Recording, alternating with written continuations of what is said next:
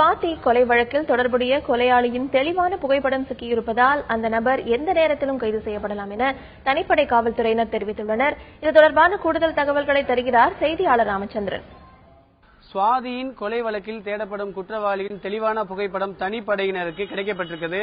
அதனால் எந்த நேரத்திலும் அவர் கைது செய்யப்படலாம் என்று தனிப்படையில் இடம்பெற்றுள்ள உயரதிகாரிகள் தெரிவித்துள்ளனர். கடந்த 24ஆம் தேதி ஐடி நிறுவனத்தில் பணிபுரிந்த சுவாதி என்ற இளம்பெண்ணை நுங்கம்பாக்கம் ரயில் நிலையத்தில் மர்ம நபர் ஒருவர் அருவாளால் வெட்டி படுகொலை செய்யப்பட்டார். இந்த கொலை சம்பவம் தமிழகத்தில் பெரிய பரபரப்பை ஏற்படுத்தியது. இதனையடுத்து ரயில்வே காவல்துறையினர் கடந்த 4 நாட்களாக வழக்கு பதிவு செய்து விசாரணை மேற்கொண்டனர். இந்த நிலையில் சென்னை உயர்நீதிமன்றம் தலையிட்டு இந்த கொலை வழக்கில் விரைவில் குற்றவாளி கைது செய்யப்பட வேண்டும் என்றும் கேட்டுக் கொண்டிருந்தார். இதன் அடிப்படையில் ரயில்வே காவல்துறையில் இருந்த அந்த வழக்கினை சென்னை மாநகர காவல்துறை வழக்காக மாற்றப்பட்டதை தொடர்ந்து சென்னை மாநகர காவல்துறையின் சார்பாக 4 தனிப்படைகள் அமைக்கப்பட்டன. இந்த தனிப்படையில் நுங்கம்பாக்கம் உதவி ஆணையர் தேவராஜ் தலைமையில் 4 தனிப்படை உருவாக்கப்பட்டது.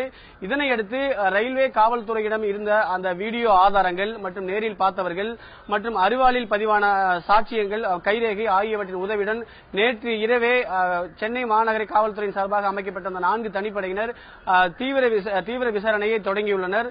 அது மட்டுமல்லாமல் இவர்களுக்கு உதவியாக சிபிசிஐடி மற்றும் சைபர் கிரைம் ஆகிய காவல்துறையினரும் இந்த 4 தனிப்படைக்கு உதவி செய்து வருகின்றனர். அது மட்டுமல்லாமல் ரயில்வே காவல்துறையிடம் இருந்து கிடைக்கப்பட்டிருந்த வீடியோ ஆதாரங்கள் மற்றும் அரிவாளில் பதிவான கைரேகை, மேலும் கொலையாளி கொலை செய்துவிட்டு இந்த பகுதியில் நடந்து செல்லும் போது சௌராஷ்டிரா நகர் பகுதியில் இருக்கக்கூடிய கண்காணிப்பு கேமராவில் பதிவான தெளிவான புகைப்படம் தற்பொழுது தனிப்படையினருக்கு கிடைக்கப்பட்டிருக்கிறது. ஆகையால் இதன் மூலமாக விரைவில் இந்த கொலை வழக்கில் தேடப்படக்கூடிய அந்த குற்றவாளி கைது செய்யப்படுவார் என்று தனிப்படையில் இடம்பெற்றுள்ள உயர் அதிகாரிகள் தெரிவித்துள்ளனர்.